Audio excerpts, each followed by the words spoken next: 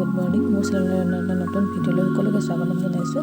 এতিয়া সময় 11:30 হৈছে। মই গা চা ধুই মেলি আজৰি হ'লোঁ আৰু কি কৰিব পাৰোঁ ভিডিঅ'টোৰ কাৰণে শেষলৈ চাই গৈ থাকক।